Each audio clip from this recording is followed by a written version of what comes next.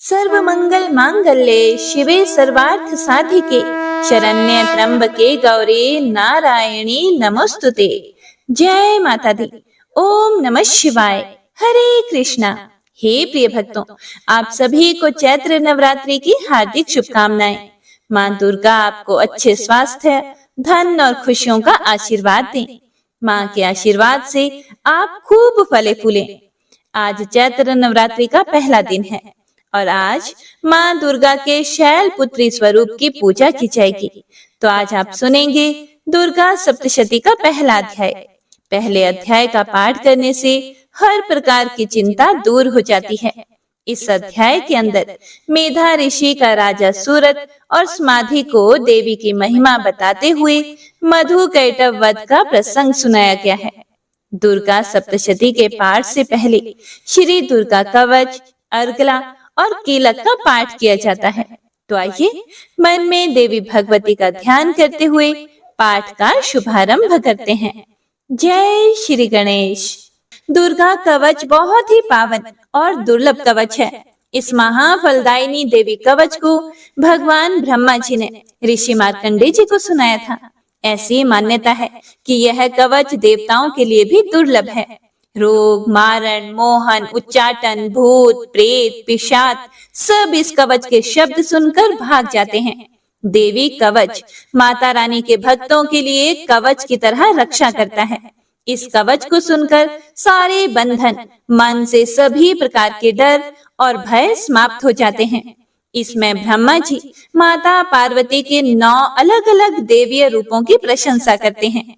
देवी के 9 स्वरूपों के नाम इस प्रकार से हैं: शैलपुत्री, ब्रह्मचारिणी, चंद्रघंटा, देवी कुष्मांडा, देवी स्कंद माता, कात्यायनी देवी, कालरात्रि, महागौरी और सिद्धिदात्री।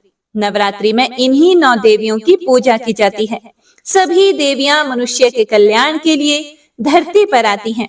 ब्रह्मा जी कहते हैं कि जो भी मनुष्य प्रतिदिन इस कवच का पाठ करता है या फिर सुनता है, वह दुर्गा माँ से आशीर्वाद प्राप्त करता है।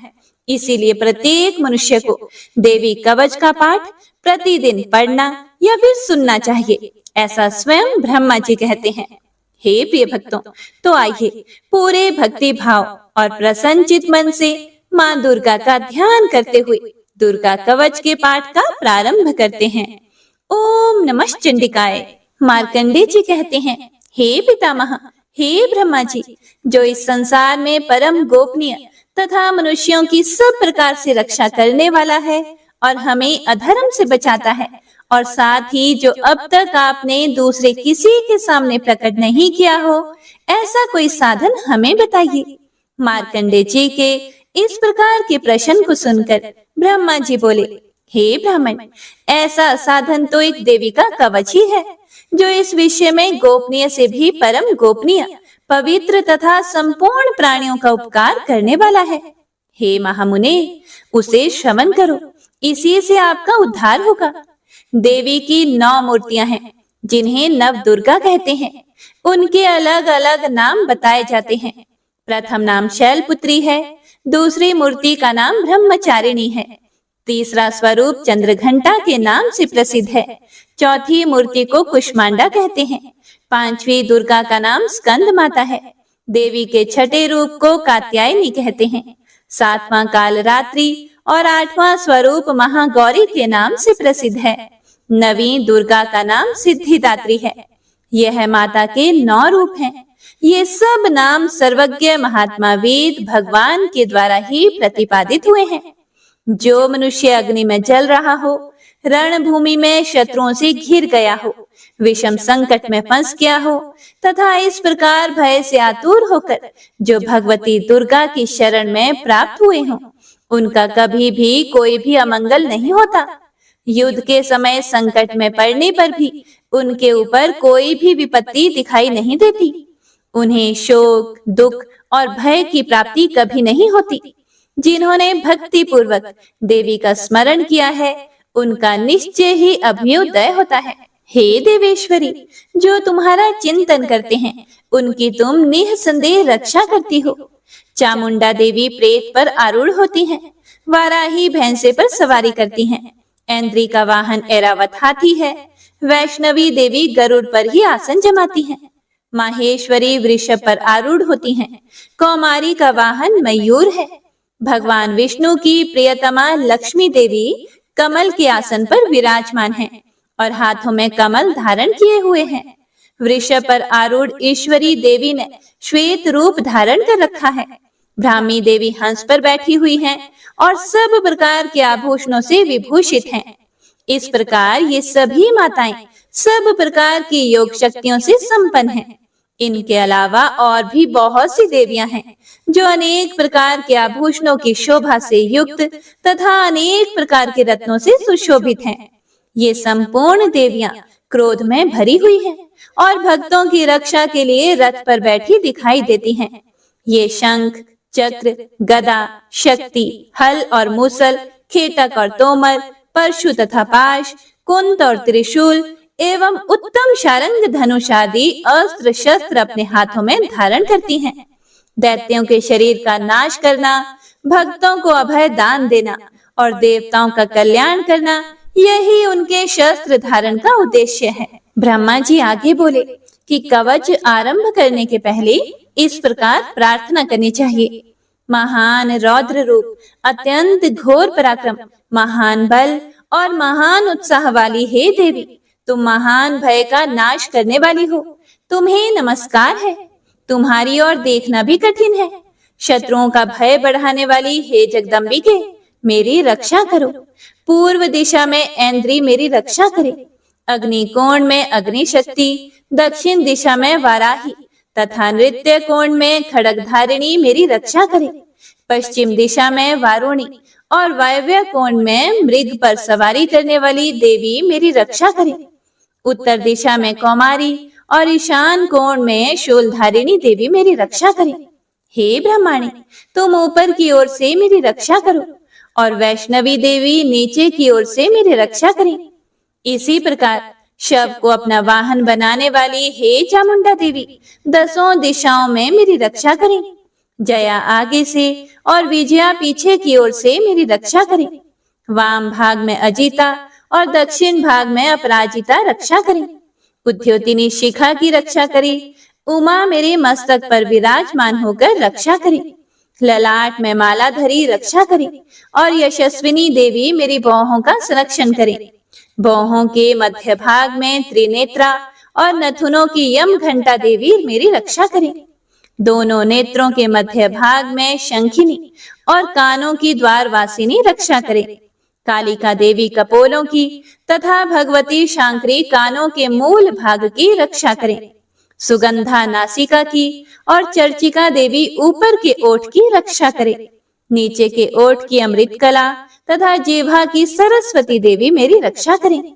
कौमारी दांतों की और चंडिका कंठ प्रदेश की रक्षा करें। चित्र घंटा गले की घाटी की और महामाया तालु में रहकर रक्षा करे। कामाक्षी ठोडी की और सर्व मंगला मेरी वाणी की रक्षा करे। भद्रकाली ग्रीवा की और धनुर्धरी मेरुदंड की रक्षा करे।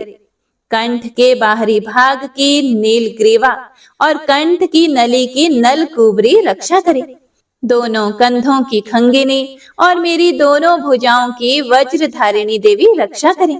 मेरे दोनों हाथों की दंडिनी और अंगुलियों की अंबिका रक्षा करे। शूलेश्वरी नखों की रक्षा करे।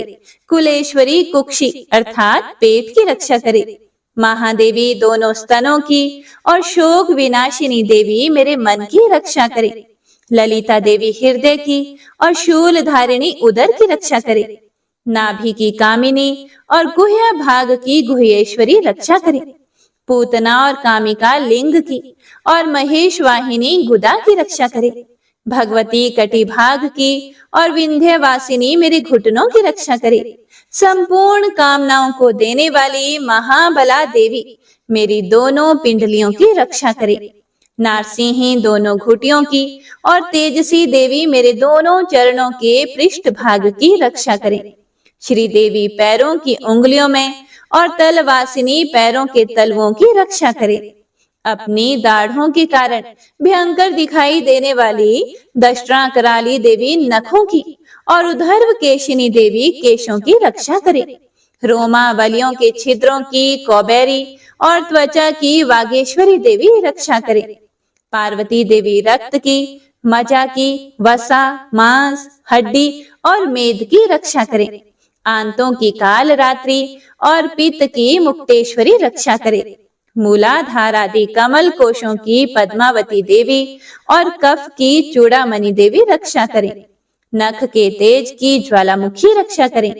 जिसका किसी भी अस्त्र से भेदन नहीं हो सकता, वह अभिद्या देवी शरीर की समस्त संधियों में रहकर रक्षा करें। हे ब्रह्माणी, आप मेरे वीर्य की रक्षा करें। छत्रेश्वरी छाया की तथा धर्मधारिणी देवी मेरे अहंकार, मन और बुद्धि की रक्षा करें। हाथ में वज्र धारण करने वाली वज्रहस्ता देवी मेरे प्राण, अपान, व्यान, उदान और समान वायु की रक्षा करें। कल्याण से शोभित होने वाली हे भगवती कल्याण शोभना मेरे प्राण की रक्षा करें। रस, रूप, गंध, शब्द और स्पर्श, इन विषयों का अनुभव करते समय योगिनी देवी रक्षा करे तथा सत्व गुण, रजोगुण और तमोगुण की रक्षा सदा नारायणी देवी करें। वाराही मेरी आयु की रक्षा करे, वैष्णवी धर्म की रक्षा करे तथा चक्रिणी अर्थात चक्र धारण करने वाली देवी यश, कीर्ति, लक्ष्मी, धन तथा विद्या की रक्षा करें। हे इंद्राणी, आप मेरे गोत्र की रक्षा करें। हे चंडिके, आप मेरे पशुओं की रक्षा करो। महालक्ष्मी पुत्रों की रक्षा करे और भैरवी पत्नी की रक्षा करे। मेरे पथ की सुपथा तथा मार्ग की क्षेम करी रक्षा करें। राजा के दरबार में महालक्ष्मी रक्षा करें तथा सब ओर व्याप्त रहने वाली विजया देवी संपूर्ण भयों से मेरी रक्षा करें। हे देवी, जो स्थान कवच में नहीं कहा गया है, अतएव रक्षा से रहित है, वह सब आपके द्वारा सुरक्षित हो, क्योंकि आप विजयशालिनी और पाप नाशिनी हो। यदि अपने शरीर का भला चाहे तो मनुष्य बिना कवच के कहीं एक पग भी न जाए। कवच का पाठ करके ही यात्रा करे। कवच के द्वारा सब ओर से सुरक्षित मनुष्य जहाँ जहाँ भी जाता है, वहाँ वहाँ उसे धन लाभ होता है तथा संपूर्ण कामनाओं की सिद्धि करने वाली विजय की प्राप्ति होती है। वह जिस जिस अभीष्ट वस्तु का चिंतन करता है, उसको निश्चय ही प्राप्त कर लेता है। वह पुरुष इस पृथ्वी पर तुलना रहित महान ऐश्वर्य का भागी होता है। कवच से सुरक्षित मनुष्य निर्भय हो जाता है। युद्ध में उसकी पराजय नहीं होती तथा वह तीनों लोकों में पूजनीय होता है। देवी का यह कवच देवताओं के लिए भी दुर्लभ है। जो प्रतिदिन नियम पूर्वक तीनों संध्याओं के समय श्रद्धा के साथ इसका पाठ करता है, उसे दैवी कला प्राप्त होती है तथा वह तीनों लोकों में कहीं भी पराजित नहीं होता। और इतना ही नहीं, वह अपमृत्यु अर्थात अकाल मृत्यु से रहित होकर 100 से भी अधिक वर्षों तक जीवित रहता है। मकरी, चेचक और कोढ़ आदि उसकी संपूर्ण व्याधियां नष्ट हो जाती हैं। कनेर, भांग, अफीम, धतूरे आदि का स्थावर विष, सांप और बिच्छू आदि के काटने से चढ़ा हुआ जंगम विष तथा अहिफीन और तेल के संयोग आदि से बनने वाला कृत्रिम विष, ये सभी प्रकार के विष दूर हो जाते हैं। उनका उन पे कोई भी असर नहीं होता।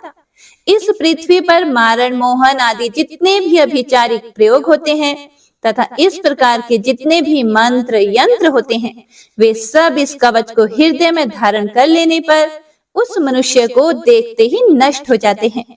और इतना ही नहीं, पृथ्वी पर विचरने वाले ग्राम देवता, आकाशचारी देव विशेष, जल के संबंध में प्रकट होने वाले गण, उपदेश मात्र से सिद्ध होने वाले निम्न कोटि के देवता, अपने जन्म के साथ प्रकट होने वाले देवता, कुल देवता, माला, डाकिनी, शाकिनी, अंतरिक्ष में विचरने वाली अत्यंत बलवती भयानक डाकिनियां, ग्रह, भूत, पिशाच, यक्ष, गंधर्व, राक्षस, ब्रह्म राक्षस, बेताल, कुष्मांड और भैरव आदि अनिष्ट कारक देवता भी हृदय में कवच धारण किए रहने पर उस मनुष्य को देखते ही भाग जाते हैं। कवचधारी पुरुष को राजा से सम्मान वृद्धि प्राप्त होती है। यह कवच मनुष्य के तेज की वृद्धि करने वाला और उत्तम है।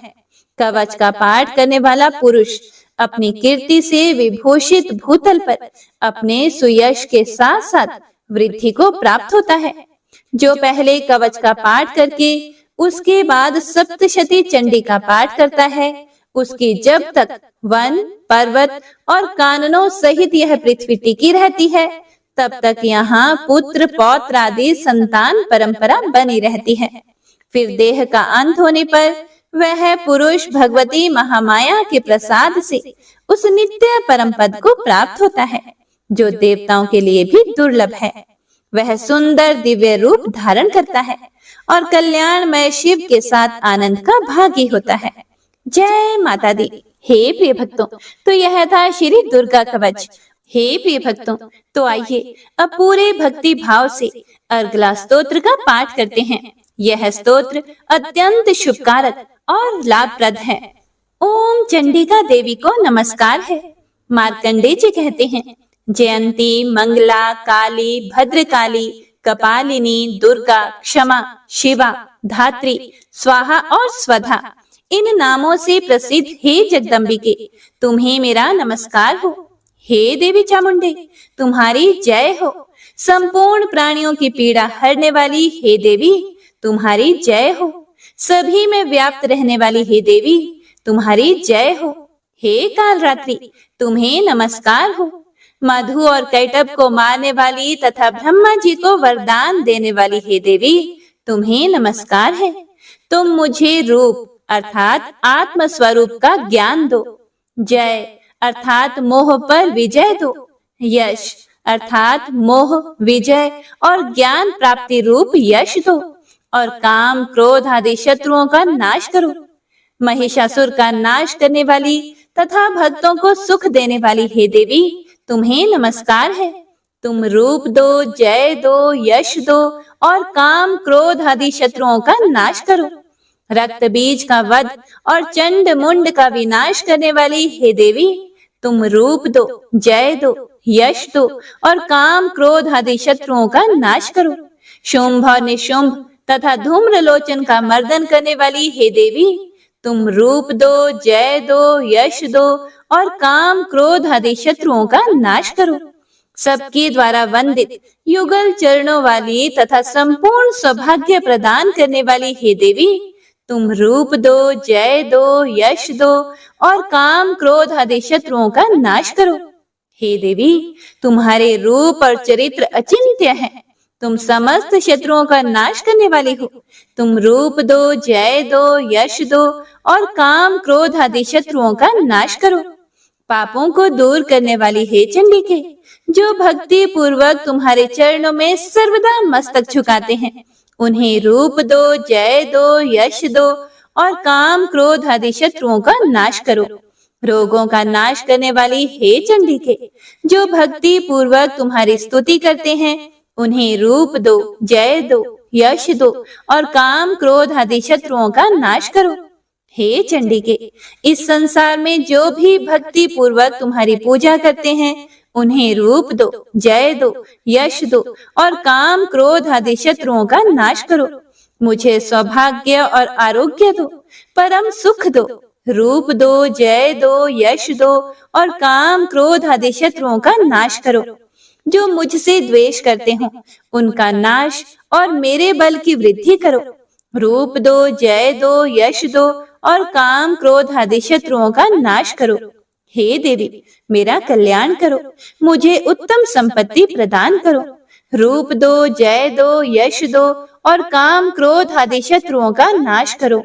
हे अंबिके, देवता और असुर दोनों ही अपने माथे के मुकुट की मणियों को तुम्हारे चरणों पर घिसते हैं तथा तुम रूप दो, जय दो, यश दो और काम, क्रोध आदि शत्रुओं का नाश करो। तुम अपने भक्त जन को विद्वान, यशस्वी और लक्ष्मीवान बनाओ तथा रूप दो, जय दो, यश दो और काम, क्रोध आदि शत्रुओं का नाश करो। प्रचंड दैत्यों के दर्प का दलन करने वाली हे चंडिके, मुझे शरणागत को रूप दो, जय दो, यश दो और काम, क्रोध आदि शत्रुओं का नाश करो। चतुर्भुज ब्रह्मा जी के द्वारा प्रशंसित चार भुजा धारिणी हे परमेश्वरी, तुम रूप दो, जय दो, यश दो और काम क्रोध आदि शत्रुओं का नाश करो। हे देवी अंबिके, भगवान विष्णु नित्य निरंतर भक्ति पूर्वक तुम्हारी स्तुति करते रहते हैं। तुम रूप दो, जय दो, यश दो और काम क्रोध आदि शत्रुओं का नाश करो। हिमालय कन्या पार्वती के पति महादेव जी के द्वारा होने वाली हे परमेश्वरी, तुम रूप दो, जय दो, यश दो और काम क्रोध आदि शत्रुओं का नाश करो। शचीपति इंद्र के द्वारा सद्भाव से पूजित होने वाली हे परमेश्वरी, तुम रूप दो, जय दो, यश दो और काम क्रोध आदि शत्रुओं का नाश करो। प्रचंड भुज दंडों वाले दैत्यों का घमंड चूर करने वाली हे देवी, तुम रूप दो, जय दो, यश दो और काम क्रोध आदि शत्रुओं का नाश करो। हे देवी अंबिके, तुम अपने भक्त जनों को सदा असीम आनंद प्रदान करती हो। मुझे रूप दो, जय दो, यश दो और काम क्रोध आदि शत्रुओं का नाश करो। मन की इच्छा के अनुसार चलने वाली मनोहर पत्नी प्रदान करो, जो दुर्गम संसार से तारने वाली तथा उत्तम कुल में जन्मी हो। जो मनुष्य इस स्तोत्र का पाठ करके सप्तशती रूपी महास्तोत्र का पाठ करता है, वह सप्तशती की जप संख्या से मिलने वाले श्रेष्ठ फल को प्राप्त होता है और साथ ही वह प्रचुर संपत्ति भी प्राप्त कर लेता है। तो इसी के साथ अर्गला स्तोत्र यहीं पर समाप्त होता है। हे प्रिय भक्तों, तो आइए अब कीलक स्तोत्र का पाठ करते हैं। ओम चंडिका देवी को नमस्कार है। मार्कंडे जी कहते हैं, विशुद्ध ज्ञान ही जिनका शरीर है, तीनों वेद ही जिनके तीन दिव्य नेत्र हैं, जो कल्याण प्राप्ति के हेतु हैं तथा अपने मस्तक पर अर्ध चंद्र का मुकुट धारण करते हैं, उन भगवान शिव को मेरा नमस्कार है। मंत्रों का जो अभिकीलक है, अर्थात मंत्रों की सिद्धि में विघ्न उपस्थित करने वाले शाप रूपी कीलक का जो निवारण करने वाला है, उस सप्तशती स्तोत्र को संपूर्ण रूप से जानना चाहिए और जानकर उसकी उपासना करनी चाहिए। यद्यपि सप्तशती के अतिरिक्त अन्य मंत्रों के जप में भी जो निरंतर लगा रहता है, वह भी कल्याण का भागी होता है। उसके भी उच्चाटन आदि कर्म सिद्ध होते हैं तथा उसे भी समस्त दुर्लभ वस्तुओं की प्राप्ति हो जाती है। तथापि जो अन्य मंत्रों का जप ना करके केवल इस सप्तशती नामक स्तोत्र से ही देवी की स्तुति करते हैं, उन्हें स्तुति मात्र से ही सच्चिदानंद स्वरूपिणी देवी सिद्ध हो जाती हैं। उन्हें अपने कार्य की सिद्धि के लिए मंत्र, औषधि तथा अन्य किसी भी साधन के उपयोग की आवश्यकता नहीं रहती। बिना जप के ही उनके उच्चाटन आदि समस्त अभिचारिक कर्म सिद्ध हो जाते हैं और इतना ही नहीं, उनकी संपूर्ण अभीष्ट वस्तुएं भी सिद्ध होती हैं। लोगों के मन में यह शंका थी कि जब केवल सप्तशती की उपासना से अथवा सप्तशती को छोड़कर अन्य मंत्रों की उपासना से भी समान रूप से सब कार्य सिद्ध होते हैं, तब इनमें श्रेष्ठ कौन सा साधन है? लोगों की इस शंका को सामने रखकर भगवान शंकर ने अपने पास आए हुए जिज्ञासुओं को समझाया कि यह सप्तशती नामक संपूर्ण स्तोत्र ही सर्वश्रेष्ठ एवं कल्याणमय है। उसके बाद भगवती चंडिका के सप्तशती नामक स्तोत्र को महादेव जी ने गुप्त कर दिया।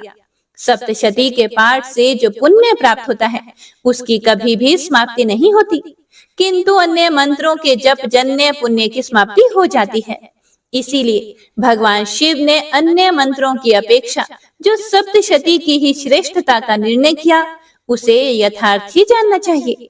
अन्य मंत्रों का जप करने वाला पुरुष भी यदि सप्तशती के स्तोत्र और जप का अनुष्ठान कर ले, तो वह भी पूर्ण रूप से ही कल्याण का भागी होता है। इसमें तनिक भी संदेह नहीं करना चाहिए। जो साधक कृष्ण पक्ष की चतुर्दशी अथवा अष्टमी को एकाग्रचित होकर भगवती की सेवा में अपना सर्वस्व समर्पित कर देता है और फिर उसे प्रसाद रूप से ग्रहण करता है, उसी पर भगवती प्रसन्न होती हैं, अन्यथा उनकी प्रसन्नता नहीं प्राप्त होती। इस प्रकार सिद्धि के प्रतिबंधक रूप कीलक के द्वारा महादेव जी ने इस स्तोत्र को कीलित कर रखा है।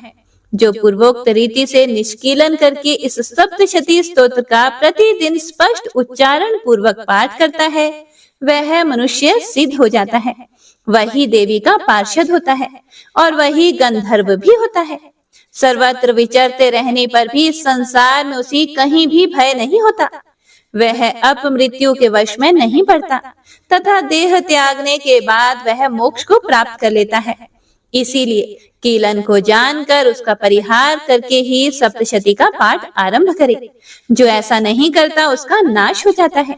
इसीलिए कीलक और निष्कीलन का ज्ञान प्राप्त करने पर ही यह स्तोत्र निर्दोष होता है और विद्वान पुरुष इस निर्दोष स्तोत्र का ही पाठ आरंभ करते हैं। स्त्रियों में जो कुछ भी सौभाग्य आदि दृष्टि गोचर होता है वह सब देवी के प्रसाद का ही फल है।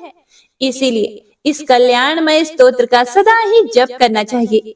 इस स्तोत्र का मंद स्वर से पाठ करने पर स्वल्प फल की प्राप्ति होती है और उच्च स्वर से पाठ करने पर पूर्ण फल की सिद्धि होती है। इसीलिए उच्च स्वर से ही इसका पाठ आरंभ करना चाहिए। जिनके प्रसाद से ऐश्वर्य, सौभाग्य, आरोग्य, संपत्ति, शत्रुनाश तथा परम मोक्ष की भी सिद्धि होती है, उस कल्याणमयी जगदम्बा की स्तुति मनुष्य क्यों नहीं करते। इति कीलक स्तोत्र संपूर्ण। हे प्रिय भक्तों, तो आइए अब श्री दुर्गा सप्तशती का पहला अध्याय शुरू करते हैं। पहले अध्याय में मेधा ऋषि राजा सूरथ और समाधि को भगवती की महिमा बताते हुए मधु और कैढ़व वध का प्रसंग सुना रहे हैं। विनियोग। ओम प्रथम चरित्र के ब्रह्मा ऋषि, महाकाली देवता, गायत्री छंद, नंदा शक्ति, रक्तदंती का बीज, अग्नि तत्व और ऋग्वेद स्वरूप हैं। श्री महाकाली देवता की प्रसन्नता के लिए प्रथम चरित्र के जप में विनियोग किया जाता है। ध्यान। भगवान विष्णु के सो जाने पर मधु और कैटभ को मारने के लिए कमल जन्मा ब्रह्मा जी ने जिनकी स्तुति की थी, उन महाकाली देवी का मैं सेवन करती हूँ। वे अपने 10 हाथों में खड्ग, चक्र, गदा, बाण, धनुष, परिघ, शूल, भुशुंडी, मस्तक और शंख धारण करती हैं। उनके 3 नेत्र हैं। वे समस्त अंगों में दिव्य आभूषणों से विभूषित हैं। उनके शरीर की कांति नीलमणि के समान है तथा वे 10 मुख और 10 पैरों से युक्त हैं। ओम देवी चंडी को नमस्कार है। मार्कंडे जी बोले, सूर्य के पुत्र सावर्णी जो 8वें मनु कहे जाते हैं, उनकी उत्पत्ति की कथा विस्तार पूर्वक कहता हूँ, ध्यान से सुनो। सूर्य कुमार महाभाग सावर्णी भगवती महामाया के अनुग्रह से जिस प्रकार मनवंतर के स्वामी हुए वही प्रसंग सुनाता हूँ। पूर्व काल की बात है। स्वारोचिष मनवंतर में सूरथ नाम के एक राजा थे जो चैत्र वंश में उत्पन्न हुए थे। उनका समस्त भूमंडल पर अधिकार था। वे प्रजा का अपने औरस पुत्रों की तरह धर्म पूर्वक पालन करते थे। प्रजा का पुत्र की तरह पालन करने पर भी उस समय कोला विध्वंसी नाम के क्षत्रिय उनके शत्रु हो गए। राजा सूरथ की दंड नीति बड़ी प्रबल थी। उनका शत्रुओं के साथ संग्राम हुआ। यद्यपि कोला विध्वंसी संख्या में बहुत कम थे, तो भी राजा सूरथ युद्ध में उनसे परास्त हो गए। तब वे युद्ध भूमि से अपने नगर को लौट आए और केवल अपने देश के राजा होकर रहने लगे। किंतु वहां भी उन प्रबल शत्रुओं ने उस समय महाभाग राजा सूरथ पर आक्रमण कर दिया। राजा का बल क्षीण हो चला था, इसीलिए उनके दुष्ट, बलवान एवं दुरात्मा मंत्रियों ने वहां उनकी राजधानी में भी राजकीय सेना और खजाने को हथिया लिया। सूरत का प्रभुत्व नष्ट हो चुका था, इसीलिए वे शिकार खेलने के बहाने घोड़े पर सवार होकर वहां से अकेले ही एक घने जंगल में चले गए। वहां उन्होंने विप्रवर मेधा मुनि का आश्रम देखा, जहां कितने ही हिंसक जीव अपनी स्वाभाविक हिंसा वृत्ति छोड़कर परम शांत भाव से रहते थे। मुनि के बहुत से शिष्य उस वन की शोभा बढ़ा रहे थे। वहां जाने पर मुनि ने उनका बहुत आदर सत्कार किया और वे उन मुनि श्रेष्ठ के आश्रम पर इधर उधर विचरते हुए कुछ समय तक रहे। फिर ममता से आकृष्ट चित होकर वहां इस प्रकार चिंता करने लगे कि पूर्व काल में मेरे पूर्वजों ने जिसका पालन किया था वही नगर आज मुझसे रहित है। पता नहीं मेरे दुराचारी भृत्यगण उसकी धर्म पूर्वक रक्षा करते होंगे या नहीं। जो सदा मद की वर्षा करने वाला और शूरवीर था, वह मेरा प्रधान हाथी अब शत्रुओं के अधीन होकर ना जाने किन भोगों को भोगता होगा। जो लोग मेरी कृपा, धन और भोजन पाने से सदा मेरे पीछे पीछे चलते थे, वे निश्चय ही अब दूसरे राजाओं का अनुसरण करते होंगे। उन अपव्ययी लोगों के द्वारा सदा खर्च होते रहने के कारण अत्यंत कष्ट से जमा किया हुआ मेरा वह खजाना खाली हो जाएगा। ये तथा और भी कई बातें राजा सूरत निरंतर सोचते रहते थे। एक दिन उन्होंने वहां विप्रवर मेधा के आश्रम के निकट एक वैश्य को देखा और उन्होंने उससे पूछा कि भाई तुम कौन हो और यहाँ तुम्हारे आने का क्या कारण है, और तुम क्यों शोकग्रस्त और अनमने से दिखाई देते हो। राजा सूरत का यह प्रेम पूर्वक कहा हुआ वचन सुनकर वैश्य ने विनीत भाव से उन्हें प्रणाम किया। फिर वैश्य बोला कि हे राजन, मैं धनियों के कुल में उत्पन्न एक वैश्य हूँ और मेरा नाम समाधि है। मेरे दुष्ट पत्नी पुत्रों ने धन के लोभ से मुझे घर से बाहर निकाल दिया है। मैं इस समय धन, पत्नी और पुत्रों से वंचित हूँ। मेरे विश्वसनीय बंधुओं ने मेरा ही धन लेकर मुझे दूर कर दिया है, इसीलिए दुखी होकर मैं वन में चला आया हूँ। यहाँ रहकर मैं इस बात को नहीं जानता कि मेरे पुत्रों की, मेरी पत्नी की और स्वजनों की कुशल हैं या नहीं। इस समय घर में वे कुशल से रहते होंगे या नहीं, या उन्हें कोई कष्ट है। वे मेरे पुत्र कैसे हैं, क्या वे सदाचारी हैं अथवा दुराचारी हो गए होंगे। फिर राजा ने पूछा कि जिन लोभी पत्नी और पुत्र आदि ने धन के कारण तुम्हें घर से निकाल दिया, उनके प्रति तुम्हारे मन में इतना स्नेह का बंधन क्यों है। यह सुनकर वैश्य बोला, आप मेरे विषय में जैसी बात कहते हैं वह सब ठीक है, किंतु मैं क्या करूं, मेरा मन निष्ठुरता नहीं धारण करता।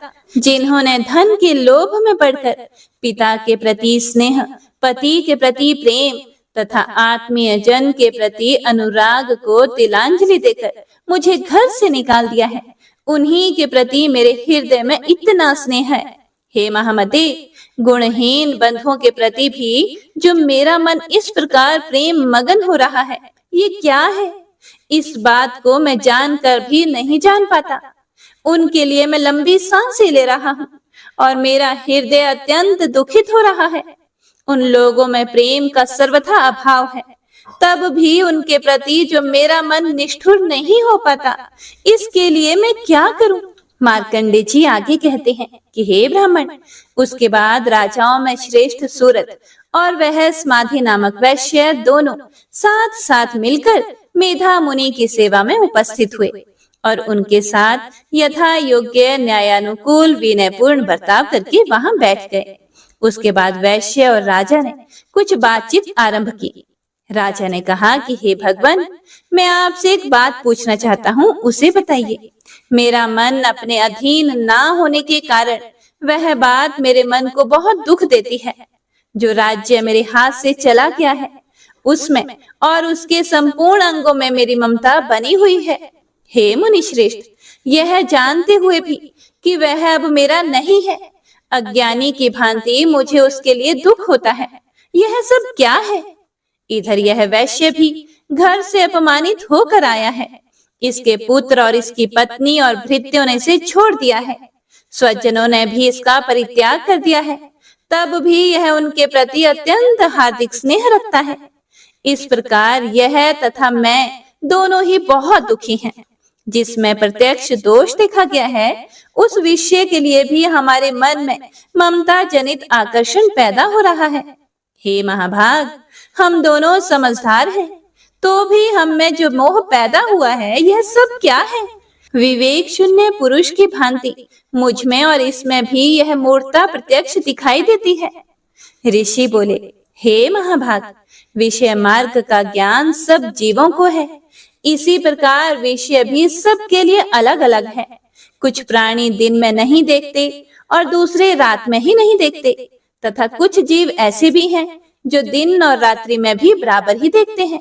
यह ठीक है कि मनुष्य समझदार होते हैं, किंतु केवल वे ही ऐसे नहीं होते। पशु, पक्षी और मृग आदि सभी प्राणी समझदार होते हैं। मनुष्यों की समझ भी वैसी ही होती है जैसी उन मृग और पक्षियों की होती है, तथा जैसी मनुष्यों की होती है वैसी ही उन मृग, पक्षी आदि की भी होती है। यह तथा अन्य बातें भी प्राय दोनों में समान ही है। समझ होने पर भी इन पक्षियों को तो देखो, ये स्वयं भूख से पीड़ित होते हुए भी मोहवश बच्चों की चोंच में कितने चाव से अन्न के दाने डाल रहे हैं। हे राजन, क्या तुम नहीं देखते कि ये मनुष्य समझदार होते हुए भी लोभवश अपने किए हुए उपकार का बदला पाने के लिए पुत्रों की अभिलाषा करते हैं। यद्यपि उन सब में समझ की कमी नहीं है, फिर भी वे संसार की स्थिति अर्थात जन्म मरण की परंपरा बनाए रखने वाले भगवती महामाया के प्रभाव द्वारा ममतामय भंवर से युक्त मोह के गहरे गर्त में गिराए गए हैं। इसीलिए इसमें आश्चर्य नहीं करना चाहिए। जगदीश्वर भगवान विष्णु की योग निद्रा रूपा जो भगवती महामाया है, उन्हीं से यह जगत मोहित हो रहा है। वे भगवती महामाया देवी ज्ञानियों के भी चित्त को बलपूर्वक खींचकर मोह में डाल देती हैं। वे ही संपूर्ण चराचर जगत की सृष्टि करती हैं तथा वे ही प्रसन्न होने पर मनुष्यों को मुक्ति के लिए वरदान देती हैं। वे ही परा विद्या, संसार बंधन और मोक्ष की हेतुभूता सनातनी देवी तथा संपूर्ण ईश्वरों की भी अधीश्वरी है।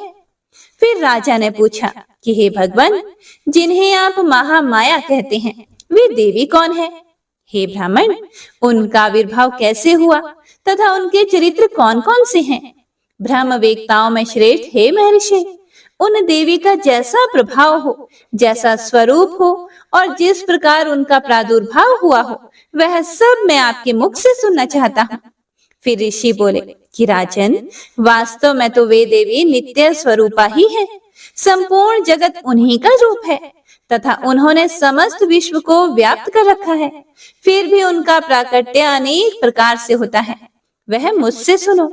यद्यपि वे नित्य और अजन्मा हैं, फिर भी जब देवताओं का कार्य सिद्ध करने के लिए वे प्रकट होती हैं, उस समय लोक में उत्पन्न हुई कहलाती हैं। कल्प के अंत में जब संपूर्ण जगत एकार्णव में निमग्न हो रहा था और सबके प्रभु भगवान विष्णु शेष नाग की शैया बिछाकर योग निद्रा का आश्रय लेकर सो रहे थे, उस समय उनके कानों के मैल से दो भयंकर असुर उत्पन्न हुए जो मधु और कैटभ के नाम से विख्यात थे। वे दोनों ब्रह्मा जी का वध करने को तैयार हो गए। भगवान विष्णु के नाभि कमल में विराजमान प्रजापति ब्रह्मा जी ने जब उन दोनों भयानक असुरों को अपने पास आया देखा और भगवान को सोया हुआ देखा, तब एकाग्रचित्त होकर उन्होंने भगवान विष्णु को जगाने के लिए उनके नेत्रों में निवास करने वाली योग निद्रा की स्तुति करना शुरू कर दिया, जो इस विश्व की अधीश्वरी, जगत को धारण करने वाली, संसार का पालन और संहार करने वाली तथा तेजः स्वरूप भगवान विष्णु की अनुपम शक्ति है। उन्हीं भगवती निद्रा देवी की भगवान ब्रह्मा स्तुति करने लगे। ब्रह्मा जी ने कहा, हे देवी, तुम ही स्वाहा, तुम ही स्वधा और तुम ही वशकार हो। स्वर भी तुम्हारे ही स्वरूप है। तुम ही जीवन दायिनी सुधा हो। नित्य अक्षर प्रणव में अकार, उकार, मकार इन तीन मात्राओं के रूप में तुम ही स्थित हो तथा इन तीन मात्राओं के अतिरिक्त जो बिंदु रूपा नित्य अर्ध मात्रा है, जिसका विशेष रूप से उच्चारण नहीं किया जा सकता, वह भी तुम ही हो। हे देवी, तुम ही संध्या, सावित्री तथा परम जननी हो। हे देवी, तुम ही इस विश्व ब्रह्मांड को धारण करती हो। तुमसे ही इस जगत की सृष्टि होती है, तुम ही से इसका पालन होता है और सदा तुम ही कल्प के अंत में सबको अपना ग्रास बना लेती हो। हे जगन्मयी देवी, इस जगत की उत्पत्ति के समय तुम सृष्टि रूपा हो, पालन काल में स्थिति रूपा हो तथा कल्पांत के समय संहार रूप धारण करने वाली हो। तुम ही महाविद्या, महामाया, महामेधा, महास्मृति, महामोह रूपा महादेवी और महासूरी हो। तुम ही तीनों गुणों को उत्पन्न करने वाली सबकी प्रकृति हो। भयंकर काल रात्रि, महारात्रि और मोहरात्रि भी तुम ही हो। तुम ही श्री, तुम ही ईश्वरी, तुम ही ह्रीम और तुम ही बोध स्वरूपा बुद्धि हो। लज्जा, पुष्टि, तुष्टि, शांति और क्षमा भी तुम ही हो। तुम खड़ग धारिणी, शूल धारिणी, घोर रूपा तथा गदा चक्र, शंख और धनुष धारण करने वाली हो। बाण, भुशुंडी और परिख ये भी तुम्हारे ही अस्त्र हैं। तुम सौम्य और सौम्यतर हो। इतना ही नहीं, जितने भी सौम्य एवं सुंदर पदार्थ हैं, उन सब की अपेक्षा तुम अत्यधिक सुंदर हो। पर और अपर सबसे परे रहने वाली परमेश्वरी तुम ही हो। सर्वस्वरूपे हे देवी, कहीं भी सत असत रूप जो कुछ वस्तुएं हैं और उन सब की जो शक्ति है वह तुम ही हो। ऐसी अवस्था में तुम्हारी स्तुति क्या हो सकती है? जो इस जगत की सृष्टि, पालन और संहार करते हैं, उन भगवान को भी जब तुमने निद्रा के अधीन कर दिया है, तब तुम्हारी स्तुति करने में यहाँ कौन समर्थ हो सकता है? मुझको, भगवान शंकर को तथा भगवान विष्णु को भी तुमने ही शरीर धारण कराया है। इसीलिए तुम्हारी स्तुति करने की शक्ति किसमें हो सकती है? हे देवी, तुम तो अपने उदार प्रभावों से ही प्रशंसित हो। ये जो दोनों दुर्धर्ष असुर मधु और कैटभ हैं, इनको मोह में डाल दो और जगदीश्वर भगवान विष्णु को शीघ्र ही जगा दो और साथ ही इनके भीतर इन दोनों महान असुरों को मार डालने की बुद्धि उत्पन्न कर दो।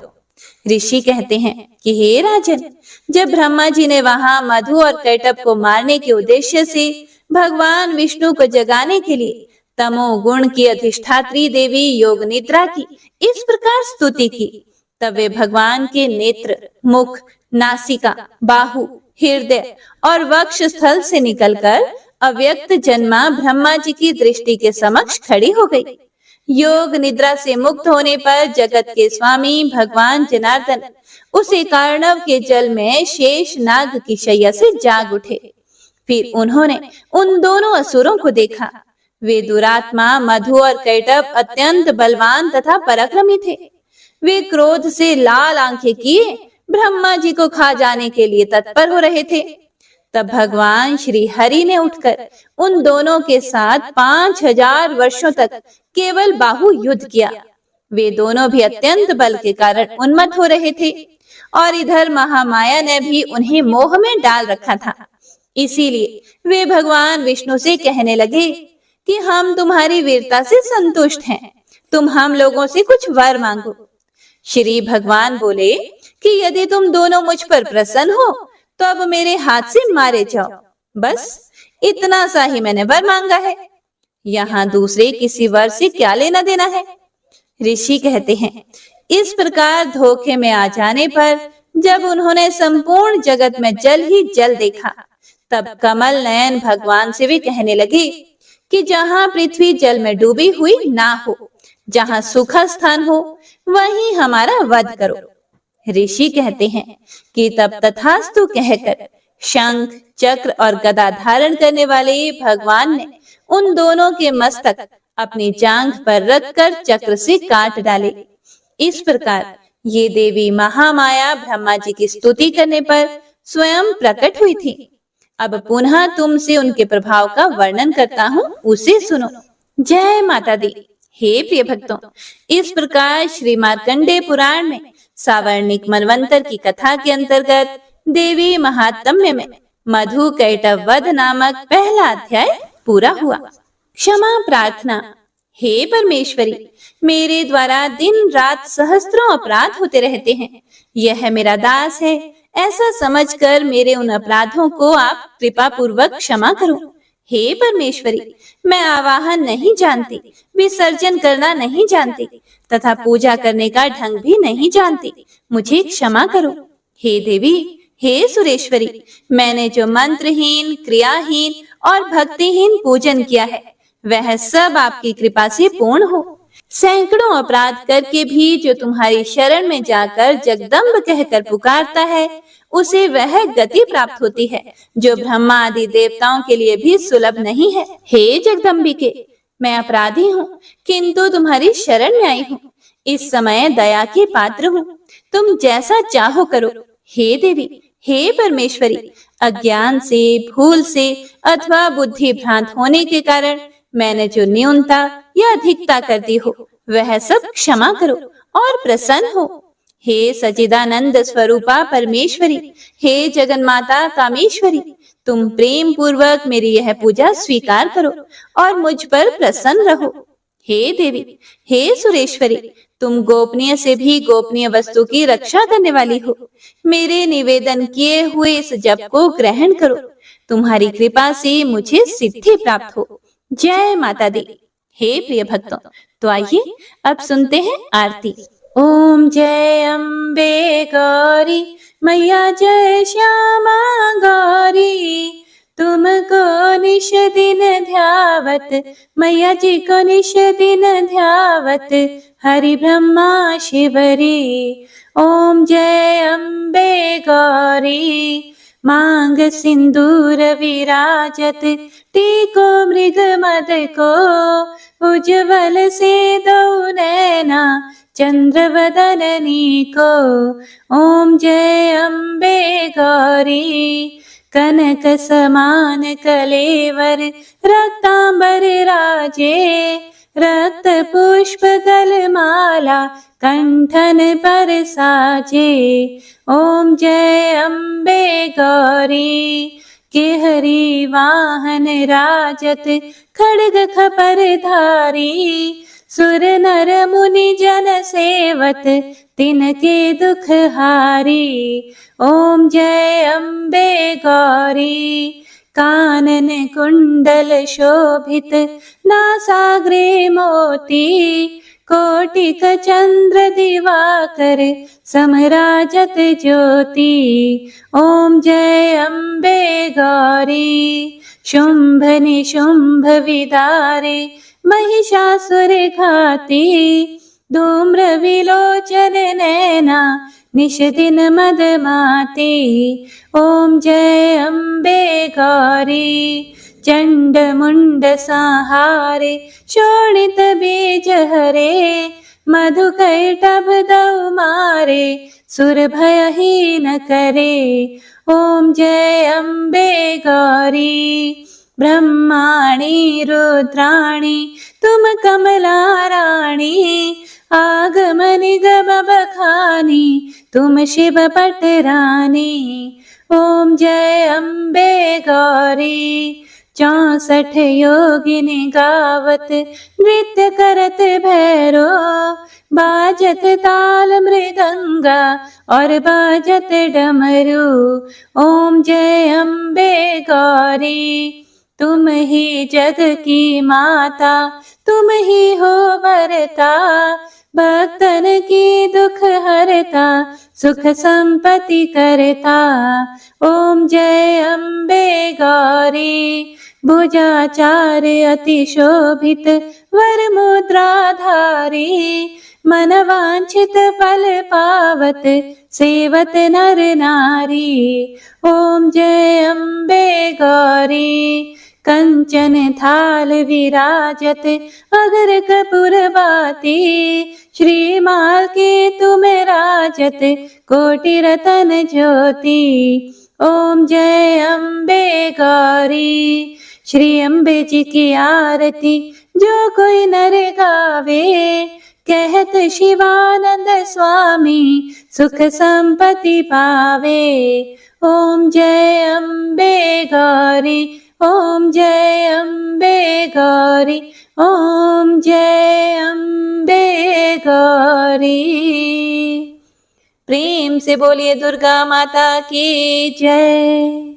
जय मां अम्बे। हे प्रिय भक्तों, तो यह था दुर्गा सप्तशती का पाठ। उम्मीद करती हूँ आप सभी भक्तों ने पूरे भक्ति भाव और प्रसन्न चित मन से इसे पूरा सुना होगा। माता रानी आपको इस कथा को सुनने का पुण्य फल प्रदान करें और माता रानी का आशीर्वाद आप सभी भक्तों पर सदा सर्वदा बना रहे। कथा पसंद आई हो तो चैनल को अभी सब्सक्राइब कीजिएगा और कमेंट बॉक्स में माता रानी का जयकारा जरूर लगाइएगा।